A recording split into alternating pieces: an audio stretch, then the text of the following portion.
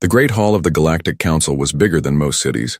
Thousands of different alien beings sat in rows that went up so high they disappeared into shadows. Each seat was made for a different type of creature. Some needed water to breathe. Others needed special gas. Some were so small they needed tiny chairs, while others were so big they took up entire sections. Today something was wrong. Everyone could feel it. Kethvar stood at the center of the hall. He was old even. For a Zekarian, his purple skin had turned almost white with age and his 6 arms shook when he moved. He had been on the council for over 300 years. He had seen wars start and end. He had watched entire species rise and fall. But today, he looked scared. "My fellow council members," Kethvar began. His voice was carried to every seat through machines that turned his words into sounds each species could understand. "We must talk about the humans." A low sound went through the hall. Some aliens laughed. Others made noises of confusion. Humans were still new to the galaxy. They had only made contact with other species 50 years ago. They were young and weak compared to most other races. "I know what you think," Kethvar continued. "The humans seem harmless.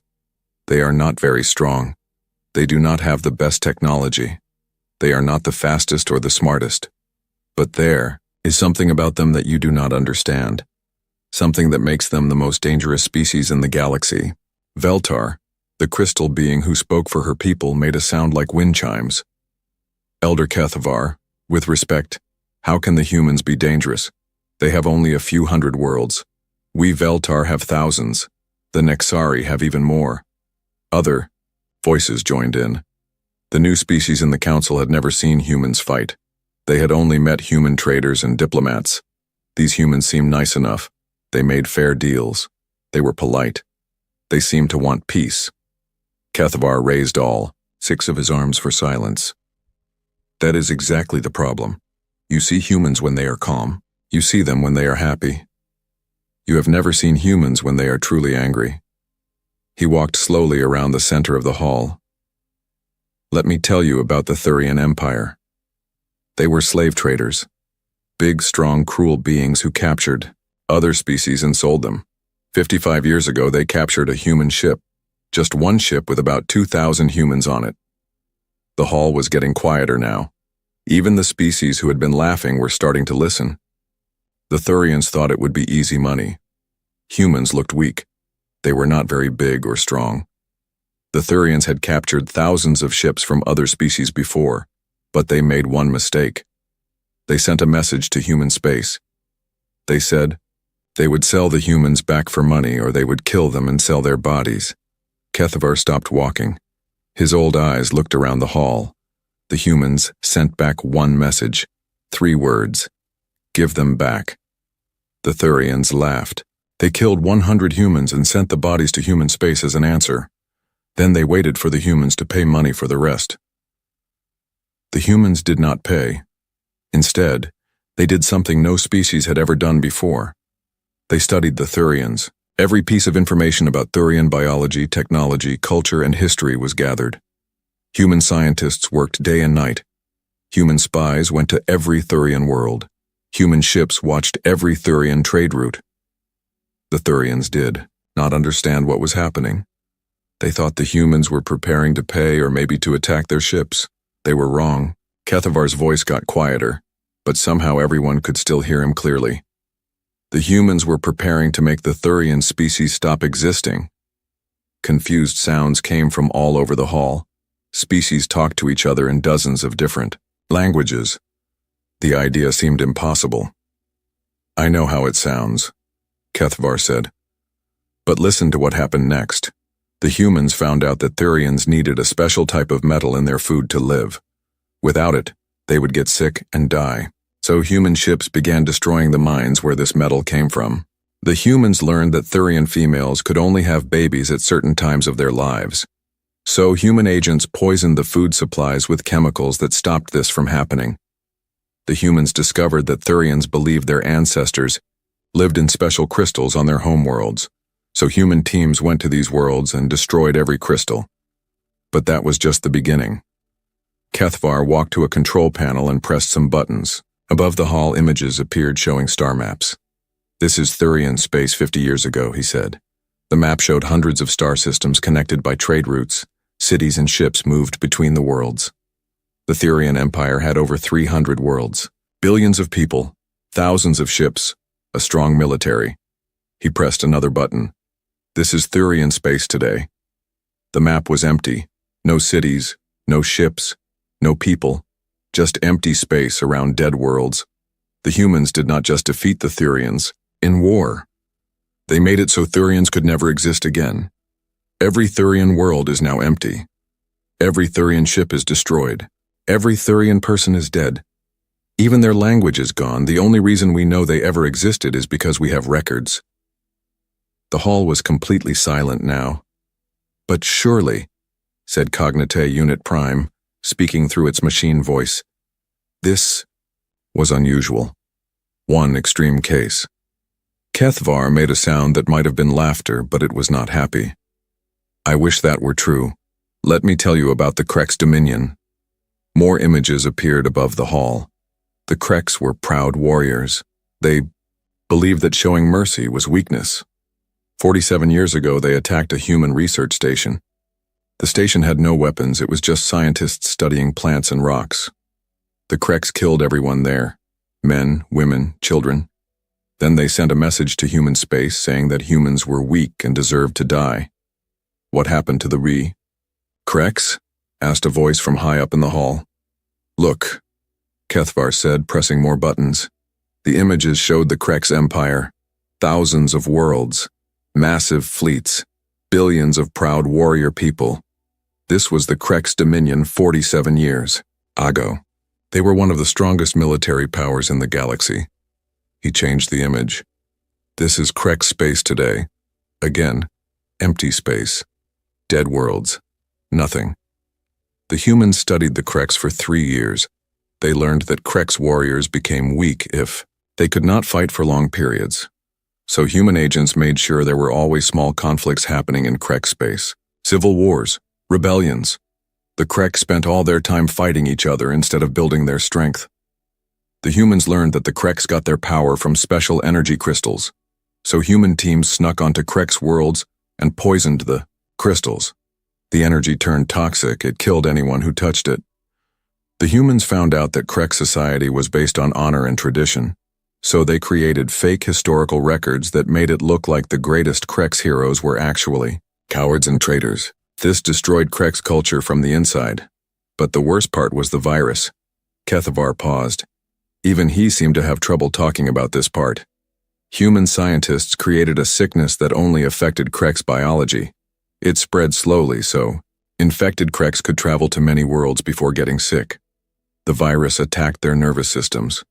It made them unable to think clearly. They became confused and violent. They attacked each other. They destroyed their own cities. By the time the Krex realized what was happening, it was too late. The virus was everywhere. Their entire species died within 2 years. The humans made sure that no Krex would ever exist again. The hall was filled with the sounds of fear. Aliens who had been confident and proud now looked worried. They were starting to understand what Kethvar was trying to tell them. "Elder," said a representative of the Draconis, a species known for their military strength, "surely the human government does not support such actions. These must have been rogue groups acting without permission." Kethvar looked at the Draconis representative with tired eyes. "That is what we all hoped. So we sent diplomats to speak with human leaders. We asked them to explain these actions. Do you know what they said?" The hall waited. They said that any species that commits genocide against human civilians will face complete extinction. They called it the Human Absolute War Doctrine. It is their official policy, approved by their government and supported by their people. "But that is impossible," shouted the Nexari collective speaker. "No civilized species would accept such extreme measures." "The humans do not see it as extreme," Kethvar replied. "They see it as justice. In human culture, there are some crimes that cannot be forgiven. Genocide is one of them. When another species kills human civilians on purpose, humans believe that species has given up its right to exist.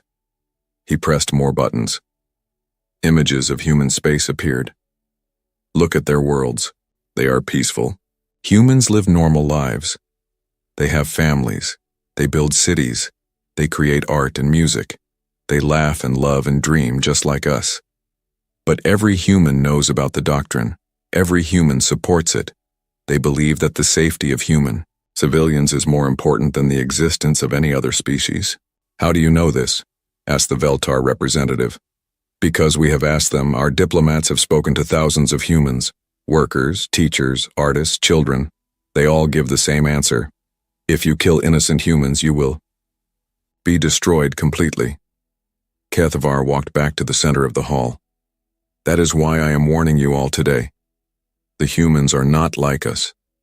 When we fight wars, we try to win. When we are wronged, we seek justice or revenge. But we always stop when our enemy surrenders or when we have made our point. Humans do not think this way. When they fight, they do not try to win. They try to end. When someone hurts them badly enough, they do not seek justice or revenge. They seek extinction. I have studied their history from before they reached space. Humans have always been this way. When they fought each other, they created weapons that could destroy entire cities. They built bombs that could poison whole continents. They made diseases that could kill millions of people. The only reason humans did not destroy themselves is because they learned to control their anger toward each other. But that control does not extend to other species. If you make humans angry enough, they will use everything they know to make you disappear forever. The hall was very quiet now. Every alien in the room was thinking about what Kethavar had said. What makes them angry enough? Asked a small voice from somewhere in the crowd. Kethavar sighed. Killing human civilians, threatening to destroy the human species, attacking human children, breaking peace treaties in ways that cause human deaths, slavery of humans. Basically, he continued, anything that humans see as an attempt to commit genocide against their people. So we just need to be careful not to do those things, said the Cognita Unit Prime. That seems reasonable. Yes, Kethavar agreed. It is reasonable. The humans are actually quite easy to get along with. They make fair trades. They respect treaties. They help other species when asked. They do not start wars or take territory that does not belong to them.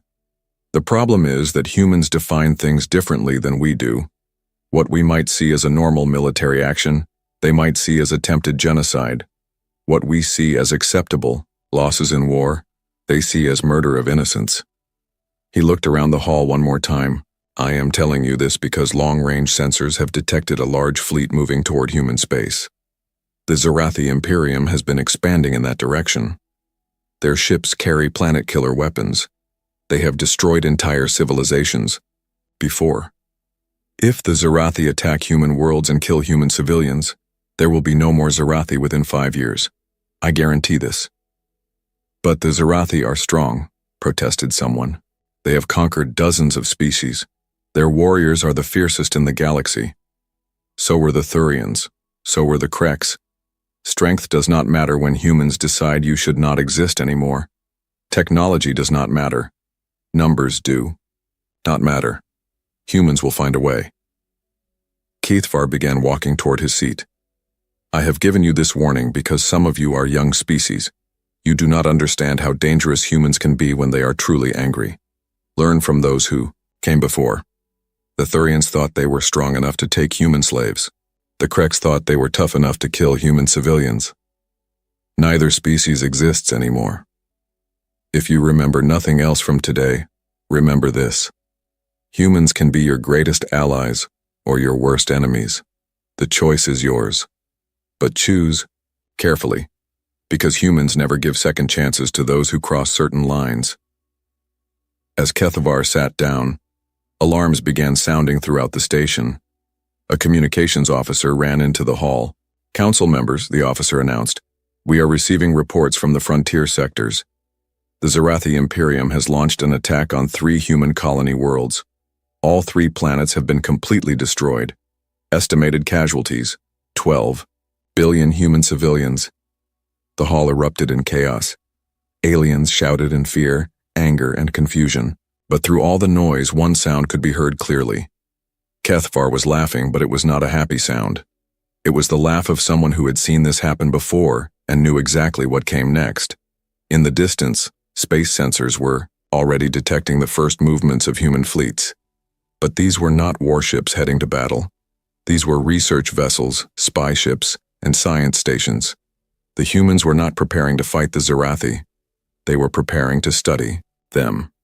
And once humans finished studying a species that had killed their civilians, that species was never seen again.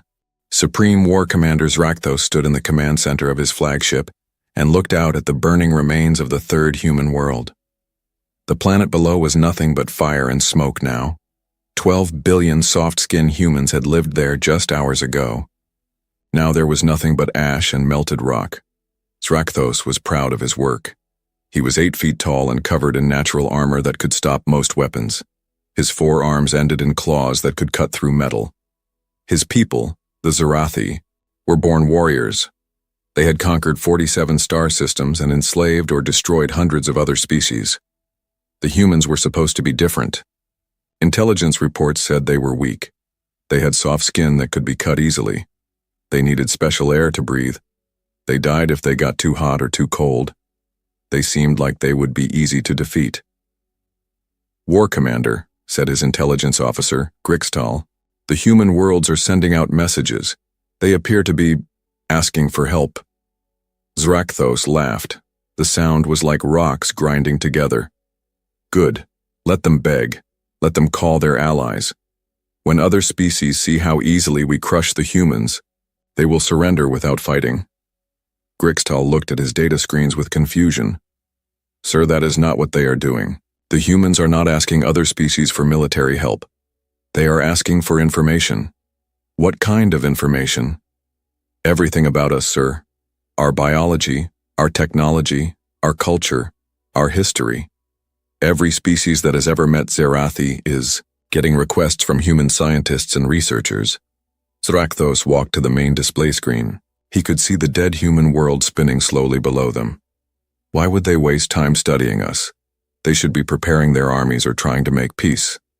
I do not know, sir. But the requests are very detailed.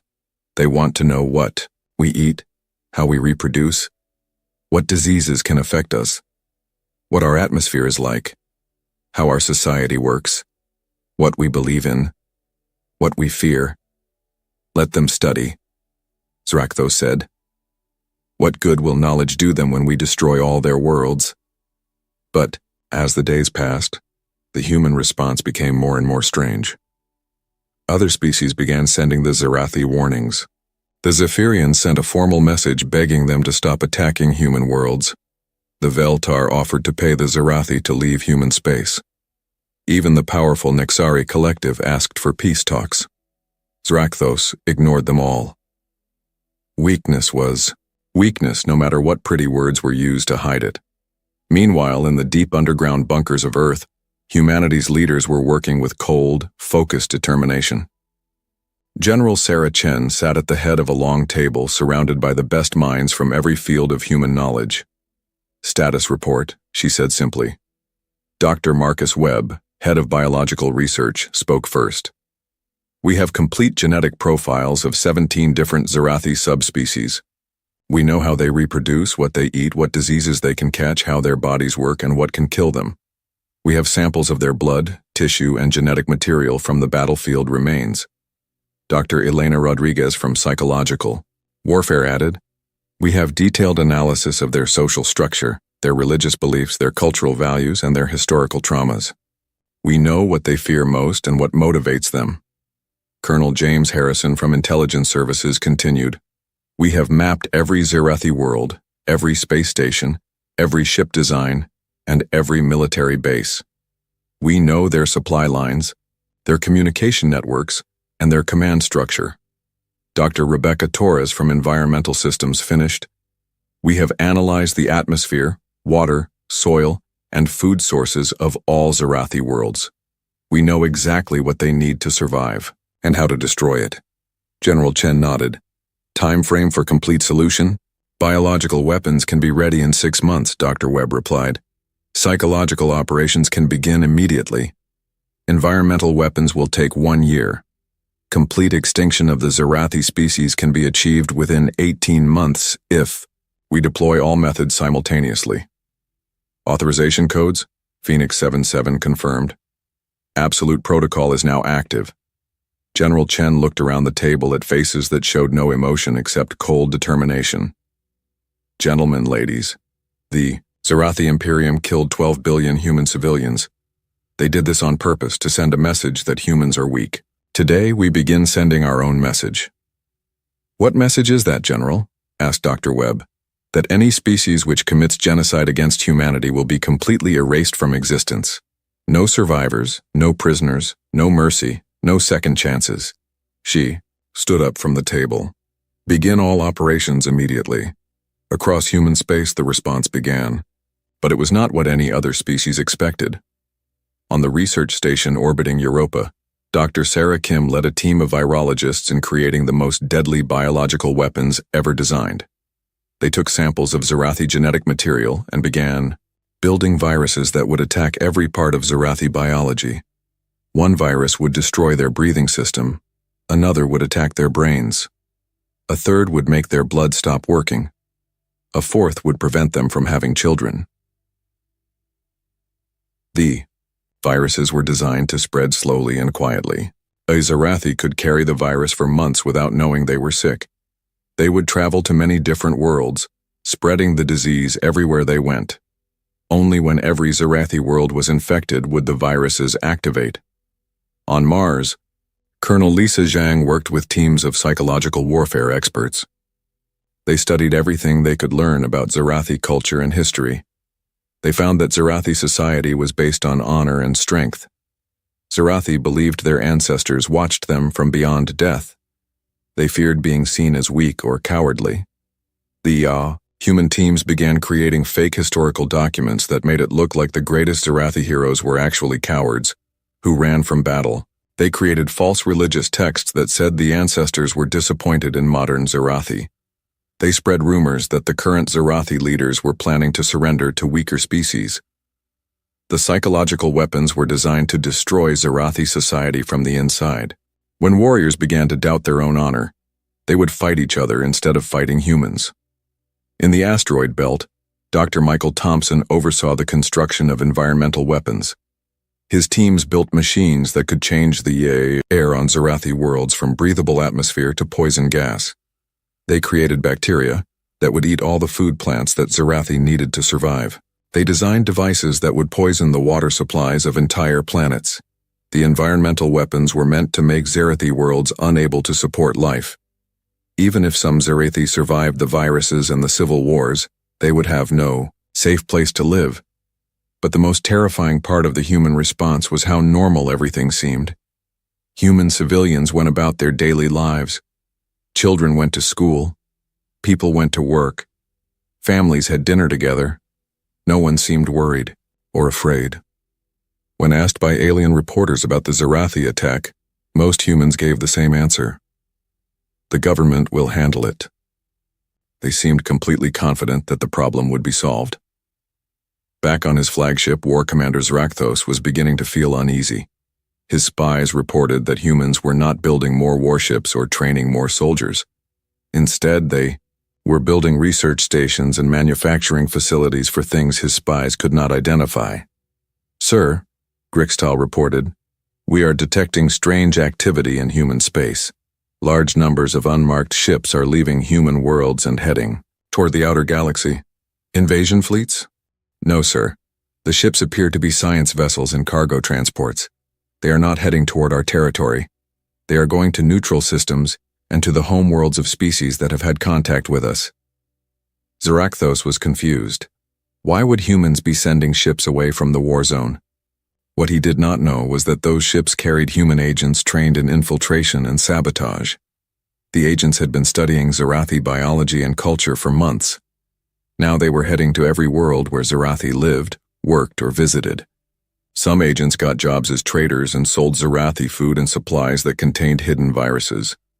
Others posed as diplomats and spread the false historical documents and religious texts. Still others worked as technicians and sabotaged Zerathi equipment in ways that would not be noticed for months. The human agents were like a slow poison spreading through Zerathi space. By the time anyone realized what was happening, it would be too late to stop it. "Sir," Grixtal said during another daily briefing, "I am getting reports of unusual problems from our colonies. Several worlds are reporting equipment failures. Others are having food shortages. Some are dealing with civil unrest. Probably just normal problems," Zrakthos replied. "Managing an empire is difficult, these things happen." But privately, he was starting to worry. The humans should have responded by now with fleets and armies. Instead, they seemed to be doing nothing. It was not natural. Every other species they had conquered had fought back immediately or surrendered quickly. The humans were doing neither. "Sir," Grixtal continued, "there is something else. Our cultural experts are reporting strange discoveries in our historical archives. Documents that suggest our greatest heroes may not have been as honorable as we believed." "What kind of documents?" "Battle reports that show famous warriors running from fights, personal letters that reveal cowardly thoughts, religious texts that speak of ancestral disappointment." Zrakthos slammed his fist on the command table. "Those are lies. Our heroes were brave and strong. Someone is trying to corrupt our history." "But sir, the documents appear to be genuine. They have the right materials, the right age, the right writing styles. Our experts cannot find any signs that they are fake." What Grixtal did not know was that human teams had spent months creating these fake documents. They had studied Zerathi writing, Zerathi materials, and Zerathi history so carefully that they could create false records that looked more real than the truth. The psychological warfare was working. Across Zerathi space, warriors were beginning to doubt their own culture and history. Some were starting to fight with each other over what was true and what was false. Meanwhile, the biological weapons were spreading silently through the Zerathi population. Infected individuals traveled from world to world, carrying the deadly viruses with them. The viruses were designed to hide in Zerathi bodies for 6 months before becoming active. By the time the first symptoms appeared, every Zerathi world would be infected. There would be no safe place to run.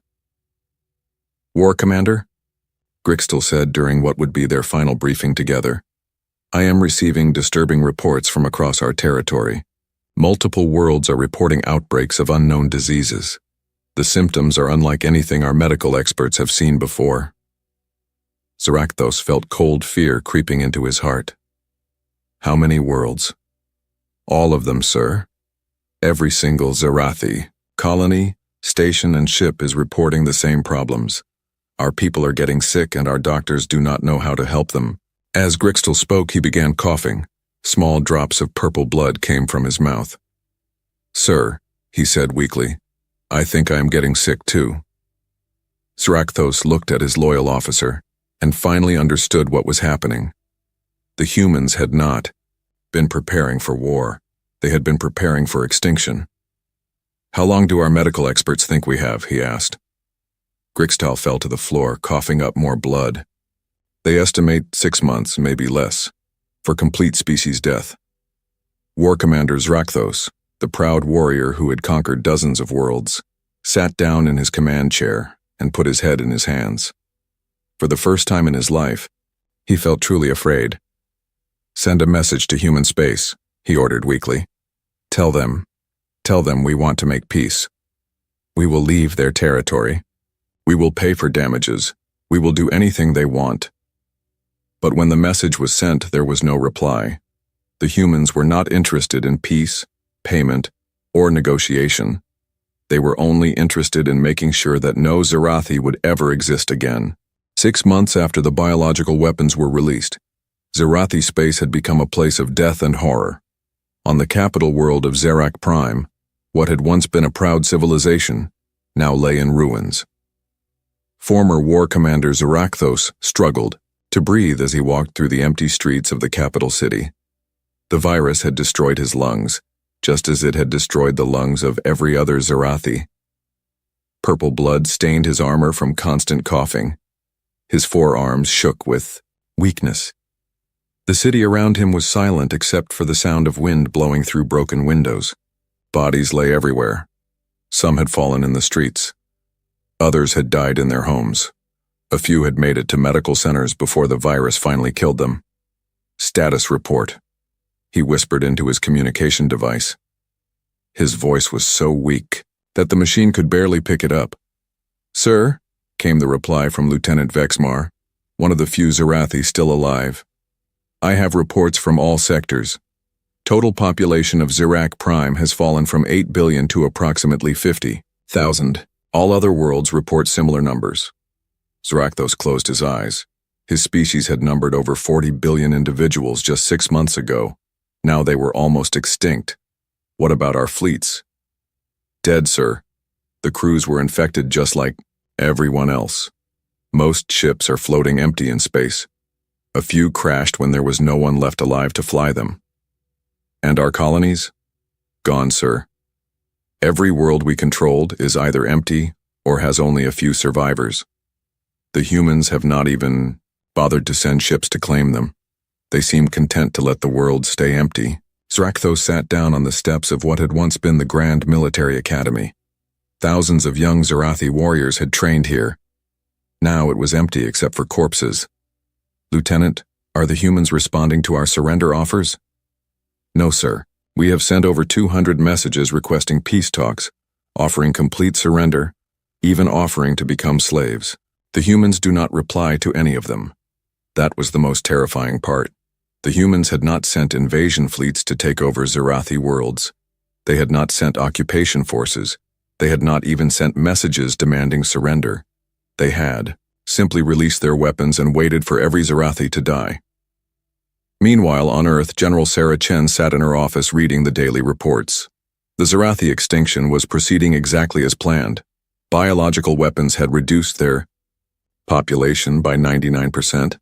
Psychological warfare had caused civil wars that killed most of the virus survivors. Environmental weapons had made their remaining worlds uninhabitable. "General," said her aide, Commander Torres, "we are receiving surrender messages from the surviving Zerathi. They are begging for mercy. How many survivors are there?"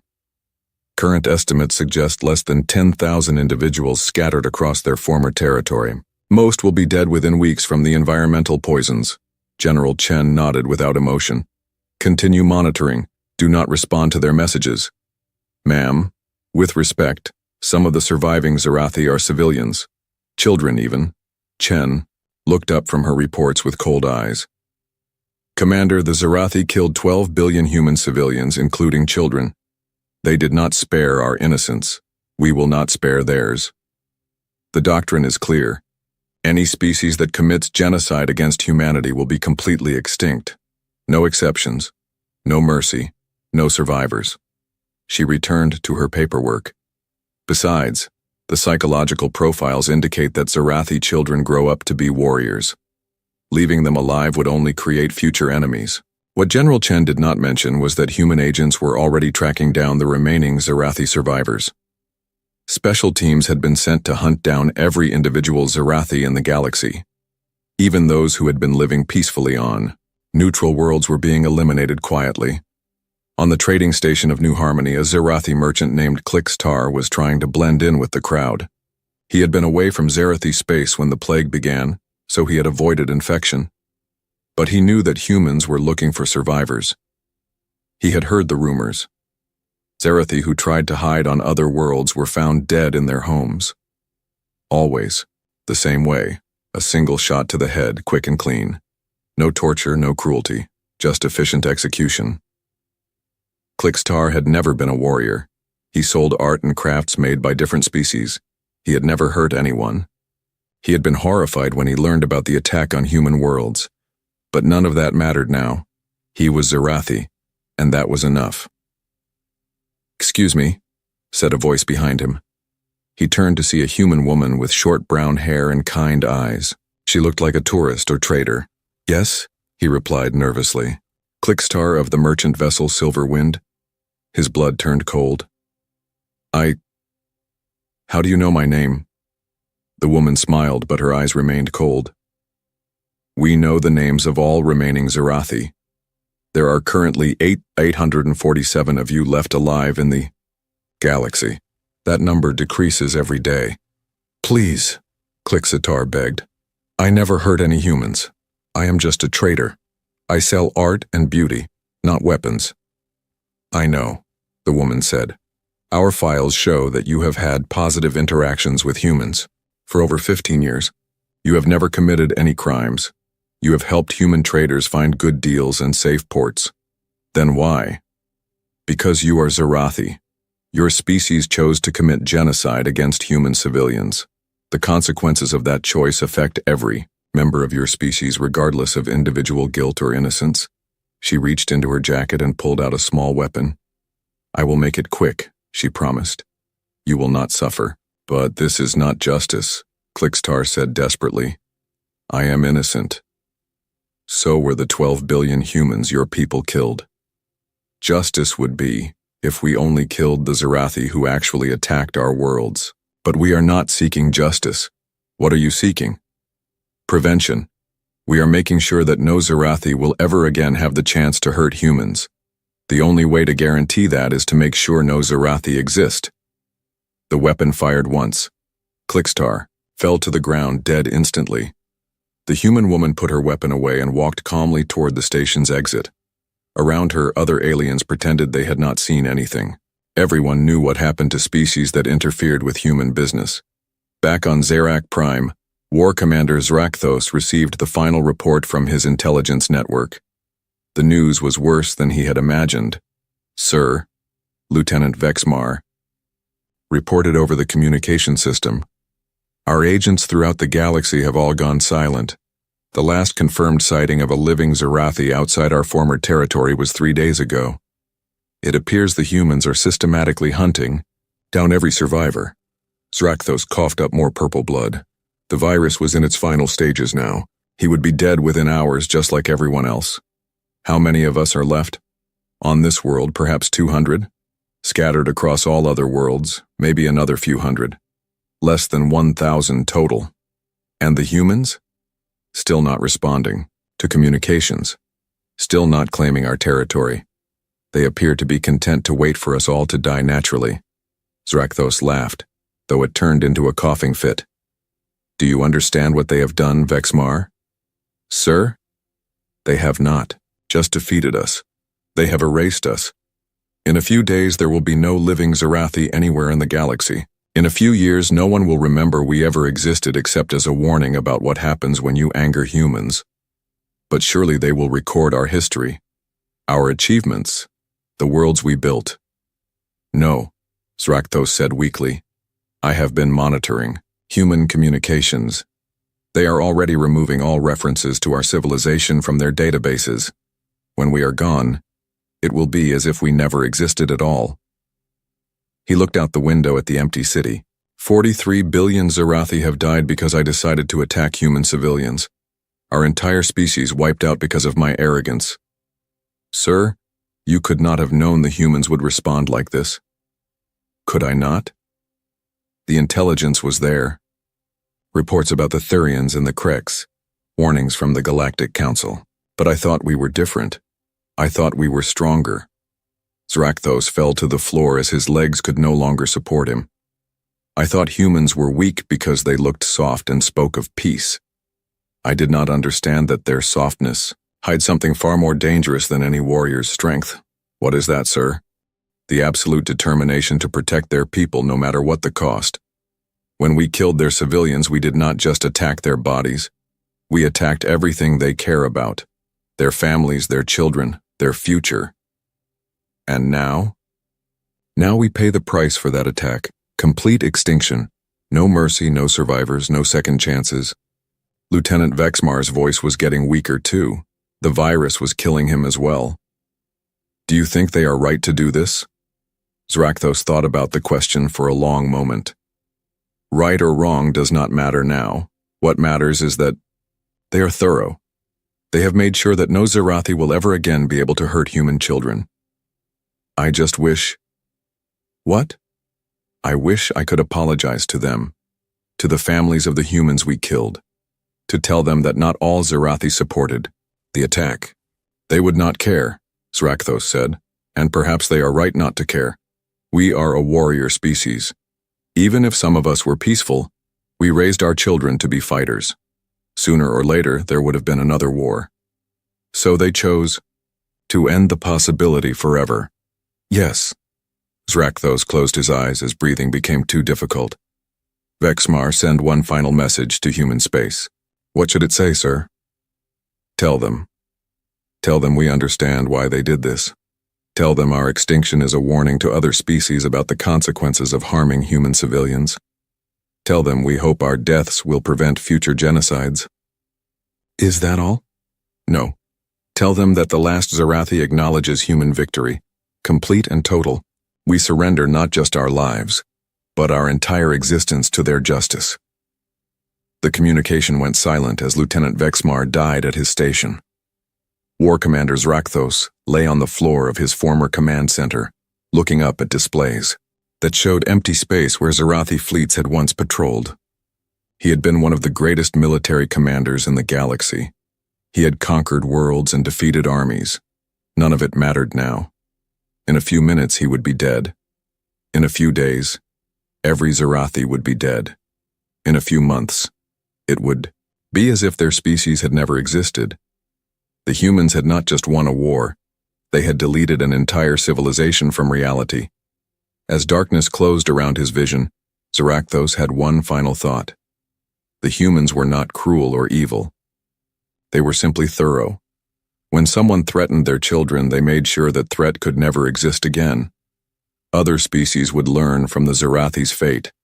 They would understand that humans could be peaceful neighbors or absolute enemies, but never anything in between. The choice was always up to them. War Commander Zrakthos, the last military leader of the Zarathi Imperium, died with that understanding.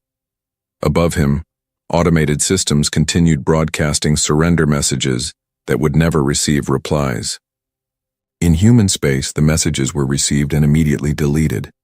There was no need to respond to a species that would not exist much longer. 2 years had passed since the last Zarathi died alone on a medical station in the Outer Rim. The galaxy had changed in ways that no one could have predicted. The Galactic Council met in emergency session for the 5th time this year. The great hall that had once buzzed with the confident voices of hundreds of species was now filled with whispers and nervous glances. Elder Kethavar, now even more ancient and frail, stood once again at the center of the hall. But this time he was not giving warnings. He was reading reports. The Zarathi Imperium is officially extinct, he announced. All 47 worlds of their former territory remain empty. No ships, no colonies, no survivors. Galactic census confirms 0 living Zarathi anywhere in the galaxy. The hall was silent. Everyone had expected this news, but hearing it officially was still shocking. Furthermore, Kethavar continued, human survey teams have begun cataloging Zarathi worlds. They are removing all technology, all art, all records. Within 6 months, there will be no evidence that the Zarathi ever existed. A voice from the crowd called out. What will happen to those worlds? They will remain empty, Kethavar replied. The humans have declared them memorial spaces for the 12 billion human civilians who died in the initial attack. No species will be allowed to colonize them. Veltar, the crystal being, pulsed with concern. Surely the humans will return to normal diplomatic relations now that their revenge is complete. Kethavar pressed a control, and a holographic display showed human space. This is current human territory. The map showed the same borders as before the war. Human space had not expanded at all. The humans have not claimed a single Zarathi world. They have not taken any technology or resources from conquered territory. They appear to have no interest in the benefits of victory. Then what do they want? Asked the Cognitae Unit Prime. They want the galaxy to remember, Kethavar said simply. They want every species to understand what happens when humans are pushed beyond certain limits. At that moment, the hall's main doors opened. A human woman in a simple gray suit walked in. She was not the friendly Ambassador David Park, who had represented humanity for years. This was someone new. My name is Colonel Lisa Zhang, the human said as she walked to the center of the hall. I am humanity's new representative to the Galactic Council. Murmurs went through the crowd. No one had expected humans to send a military. officer, as their diplomat. I am here to clarify humanity's position regarding recent events, Colonel Zhang continued. Many of you seem confused about what happened to the Zerathi and what it means for the future. She looked around the hall with calm, steady eyes. The Zerathi Imperium committed genocide against human civilians. They killed 12 billion innocent people, including children. They did this deliberately, as a show of force to intimidate our species. In response, humanity implemented the absolute war doctrine. This doctrine states that any species which commits genocide against human civilians will face complete extinction. No negotiations, no mercy, no survivors. A representative from the Draconis Empire stood up. Colonel Zhang, surely your people understand that war involves civilian casualties. The Zerathi action, while regrettable, was within normal military parameters. Colonel Zhang turned to face the Draconis representative directly. No, it was not. The Zerathi did not attack military targets. They did not engage human fleets. They specifically targeted civilian population centers with the goal of killing as many innocent humans as possible. This was not war. This was attempted genocide. And the penalty for attempted genocide against humanity is extinction. But Colonel, said the Nexari collective speaker, your response was far beyond what any civilized species would consider appropriate. You destroyed an entire civilization. Yes, Zhang replied without emotion. That was the point. The hall erupted in shocked voices. Aliens argued with each other in dozens of languages. Some seemed terrified. Others seemed angry. Zhang waited for the noise to die down before continuing. I know this is difficult for many of you to understand. Your species fight wars to gain territory or resources. You seek to defeat your enemies and force them to surrender. Humans are different. When someone threatens our children, our families, our civilians, we do not seek victory. We seek prevention. We make sure the threat can never happen again. But surely, said a small voice from high in the hall, there could have been a middle ground, some punishment less than total extinction. Zhang shook her head. The Zerathi were a warrior culture. They believed that might made right. They thought, humans were weak because we prefer peace. Even if we had defeated their military and occupied their worlds, they would have rebuilt. They would have tried again. The only way to be certain that Zerathi would never again kill human children was to make sure no Zerathi existed. Elder Kethvar spoke up from his seat. Colonel Zhang, what about innocent Zerathi? Civilians who had nothing to do with the attack? Children who had not yet learned to be warriors? For the first time, something like emotion flickered across Zhang's face. Elder Kethvar, every human child who died in that attack was innocent too. But the Zerathi did not spare them. More importantly, Zerathi children were raised from birth to be warriors. Their entire culture glorified conquest and violence. Those children would have grown up to be the next generation of killers, so we made sure there would be no next generation. The hall fell silent again. The casual way Zhang spoke about the extinction of children was more terrifying than any threat. What happens now? Asked the Veltar representative. Now, the galaxy continues as before, Zhang replied. Humans want the same thing we have always wanted, to live in peace, to trade fairly, and to be left alone. But everyone should understand that humanity's definition of being left alone includes not having our civilians murdered by other species. She walked closer to the assembled representatives. Let me be very clear about something. Humans are not aggressive. We do not want to conquer other worlds or build an empire. We are happy to be friends with any species that treats us with basic respect. But if any species decides to commit genocide against human civilians, they will share the Zerathi's fate. Complete extinction. No warnings, no second chances, no mercy. How do we know what will anger you enough to trigger this response? Asked the Cognite Unit Prime. It is simple, Zhang replied. Do not deliberately kill human civilians. Do not attack human colonies with the goal of murdering innocent people. Do not attempt to wipe out human populations. Everything else can be negotiated. Trade disputes, border conflicts, resource disagreements. These are normal problems that can be solved through diplomacy. But genocide is different. Genocide against humans means extinction for the species that attempts it. A representative from a small, peaceful species asked nervously, "What if there is an accident? What if civilian casualties happen during a legitimate conflict?" Zhang's expression softened slightly. "Accidents happen in war. We understand this. Human military doctrine accounts for proportional response to legitimate military actions. The Zerathi did not attack military targets by accident. They specifically chose to target civilian population centers. They wanted to kill as many innocent humans as possible to send a message about their power. That was not an accident. That was attempted genocide." She looked around the hall one more time. "I want to be clear about humanity's intentions. We do not want other species to fear us. We want them to respect the basic principle that murdering innocents has consequences. Most of you have been trading partners and allies with humanity for decades. Nothing has changed in those relationships. We still want to work together, share knowledge, and build a peaceful galaxy. But now everyone knows what happens to species that cross certain lines." Elder Kethvar stood up slowly. "Colonel Zhang, what about the empty Zerathi worlds? Will they remain uninhabited forever?" "Yes, they are memorial sites now. 47 star systems that serve as a reminder of what happened when someone decided to commit genocide against human civilians. No species will be allowed to settle those worlds. They will stay empty as long as humanity exists." As Zhang prepared to leave, a young representative from a recently contacted species called out, "Colonel, how do we know humans will not decide? We are a threat?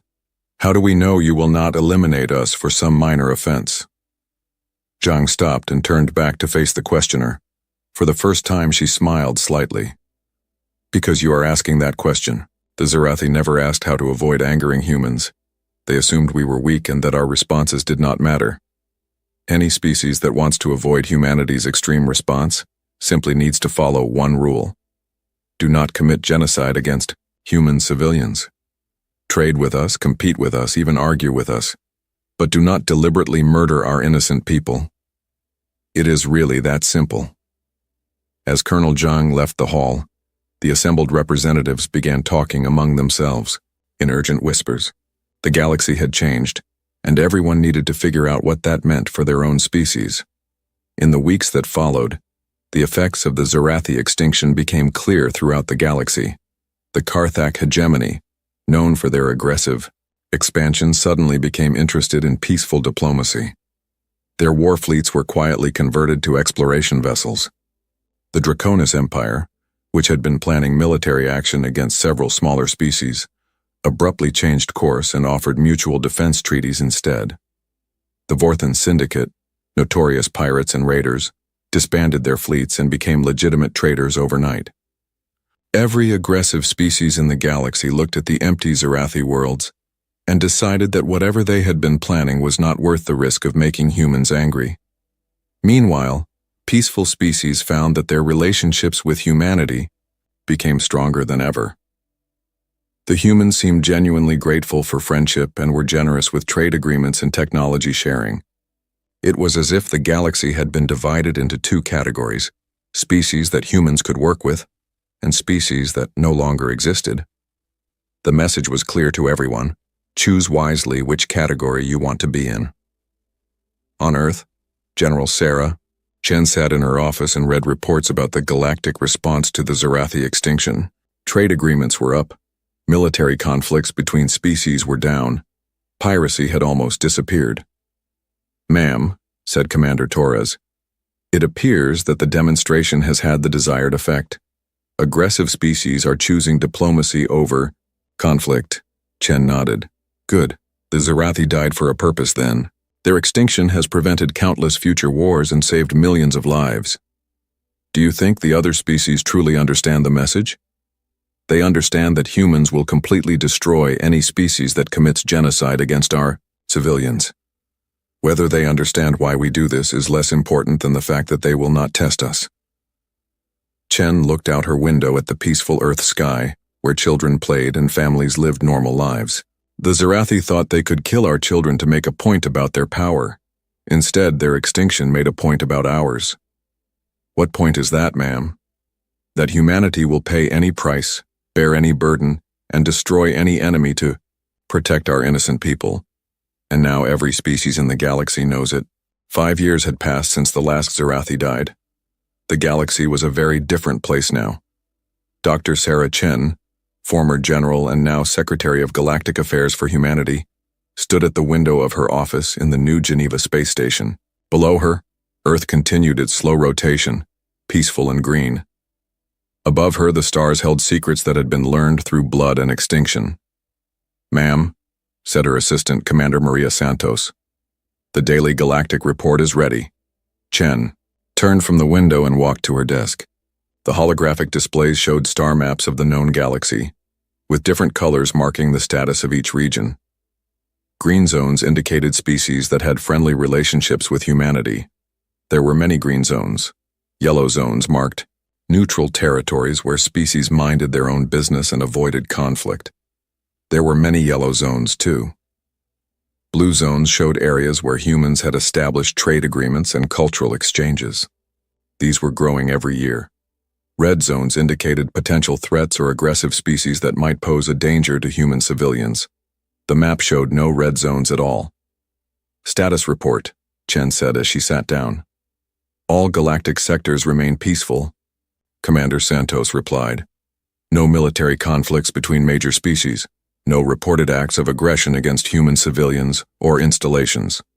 Trade status? Trade with human space has increased by 40% this year. 16 new species have requested formal trade agreements. 8 more have asked for mutual defense treaties. Any species showing signs of aggressive behavior? None, ma'am. The closest thing to aggression we have seen is a border dispute between the Altarian Federation and the Centauri Republic. Both sides specifically asked for human mediation to prevent the conflict from escalating." Chen nodded. This was how things had been for 5 years now. The galaxy had learned to police itself, to avoid making humans angry. What about the memorial zones? All 47 former Zerathi worlds remain empty and undisturbed. Long-range sensors confirm no unauthorized landings or attempts at colonization. The memorial beacons are functioning properly and broadcasting the historical record. Chen pulled up the memorial records on her screen. Each beacon told the same story. This world was once home to the Zerathi Imperium. The Zerathi committed genocide against human civilians, killing 12 billion innocent people, including children. In response, humanity implemented the absolute war doctrine. The Zerathi species was completely extinct within 18 months. These empty worlds serve as a reminder of the consequences of committing genocide against human civilians. The beacons broadcasted this message in every known galactic language, updating automatically as new species were discovered. Any responses to the memorial broadcasts? Mostly expressions of understanding and condolence for the human losses. Several newly discovered species have specifically asked for clarification about human policies to ensure they do not inadvertently cross any boundaries. And the older species? Full compliance with all human requests. The Draconis Empire has maintained complete neutrality for 5 years. The Karthak hegemony disbanded their military fleets and converted them to exploration vessels. The Vorthon pirates haven't raided a single ship since the Zerathi extinction. Chen smiled slightly. It was a cold smile, but satisfied. "Ma'am," Commander Santos continued, "there is one item of interest. The Galactic Council has received a petition from a coalition of species requesting formal recognition of the Human Peace Protocol." "What is that?" "They want to make it official galactic law that any attack on human civilians will result in immediate sanctions and isolation from all other species. Essentially, they want to make sure that if any species is stupid enough to anger humans again, they will face the entire galaxy as enemies, not just humanity." Chen considered this. "What do you think their motivation is?" "Fear, mostly. They have seen what humans do to species that commit genocide against our people. They want to make sure no one else is tempted to try it, because they know that human responses affect the entire galaxy." That was true. The Zerathi extinction had changed everything. Trade routes, political alliances, military strategies. Everything had been reorganized around the simple principle of not making humans angry. Approve the protocol, Chen decided. It will save lives in the long run. Yes, ma'am. Chen returned to looking out at the stars. Somewhere out there, billions of alien beings lived their daily lives in a galaxy that was more peaceful than it had been in centuries. They were not peaceful because they had learned to love each other. They were peaceful because they had learned. What happened to species that threatened human children? Commander, what is the current population estimate for human space? Approximately 847 billion humans across 1,247 settled worlds, ma'am. Growth rate remains steady at 2.3% annually. And how many humans died in the Zerathi attack? 12 billion, ma'am. Chen did some quick math in her head. In 5 years, human population growth had replaced the casualties from the Zerathi attack. But that was not the point. The point was that those 12 billion people had been innocent civilians who died for no reason except to send a message about Zerathi power. Ma'am, Commander Santos said quietly, do you ever regret what we did to the Zerathi? Chen was silent for a long moment. It was not the first time she had been asked this question, and she always gave the same answer. I regret that it was necessary. I regret that the Zerathi chose to commit genocide against our people. I regret that 12 billion innocent humans died. But do I regret our response? No. The Zerathi elimination prevented future genocides and saved countless lives across the galaxy. How can you be sure? Look at the data. Before the Zerathi extinction, there were an average of 15 major wars per year in the galaxy. Species regularly attacked each other's civilian populations. Genocide was considered an acceptable military tactic. Now, 0 major wars, 0 attacks on civilian populations, 0 genocides. The Zerathi died so that billions of other innocent beings could live in peace. Commander Santos nodded, though Chen could tell she was still troubled by the massive scale of the extinction. Ma'am, what happens if humanity encounters a species that does not know our history? What if they attack our civilians without understanding the consequences? Then they will learn the consequences the same way the Zerathi did, Chen replied without hesitation. The absolute war doctrine does not require that species know about it in advance. Ignorance is not a defense for genocide. But surely we would give warnings first? Chen turned to face her assistant. Commander, if a species is capable of interstellar travel, they are capable of researching the history of species they encounter. If they choose to attack human civilians without learning about our defensive doctrines, that is their choice. The doctrine exists to protect human lives, not to be fair to potential enemies. Chen walked back to her desk and pulled up another display. This one showed the location of human colonies and the defensive measures protecting them. Every human world now has early warning systems that can detect incoming fleets weeks in advance. Every colony has evacuation procedures. Every civilian population has access to underground shelters. But our best defense is not shields or weapons or bunkers. Our best defense is the knowledge that every species in the galaxy knows what happens to those who harm human civilians. That knowledge has prevented more wars than any weapon ever built. As if to prove her point, an alert chimed on her computer. Commander Santos checked the message. Ma'am, we have a report from the frontier sectors. A previously unknown species called the Zekarian has made first contact with one of our exploration teams. What was their response? According to the report, the first words spoken by the Zekarian leader were, "We have heard the stories of what happens to species that harm human civilians. We wish only peaceful relations and cultural exchange." Chen nodded. Standard response. Offer them trade agreements and cultural exchange programs. Make sure they receive copies of our historical records, including the Zerathi situation. Already done, ma'am. The exploration team leader reports that the Zekarian were very interested in learning about human policies and boundaries. They specifically asked for detailed information about what actions might be considered threatening to human civilians. Good. Another species that will choose friendship over conflict. Chen returned to her star maps.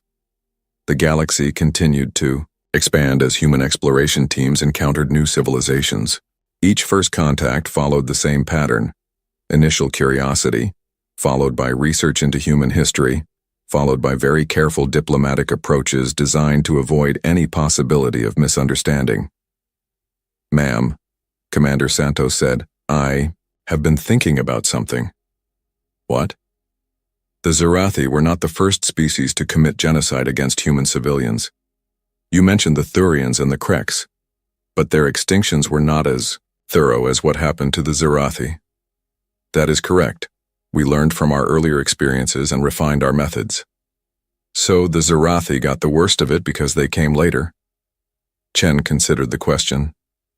"The Zerathi got the most complete extinction because we had perfected the absolute war doctrine by the time they chose to attack us, but also because their attack was the most blatant and deliberate.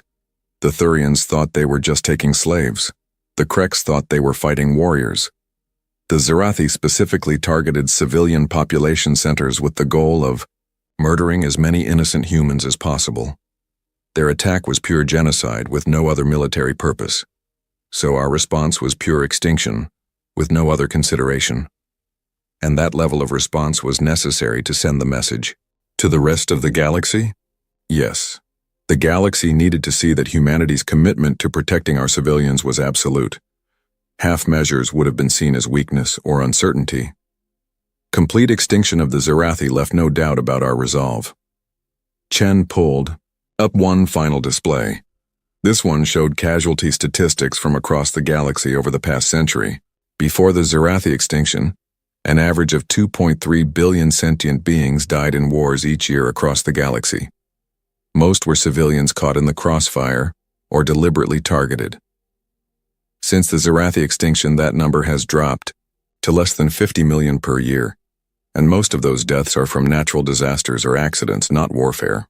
The extinction of 43 billion Zerathi prevented the deaths of over 10 billion other innocent beings. Commander Santos stared at the numbers. So from a purely mathematical standpoint, the Zerathi extinction saved lives.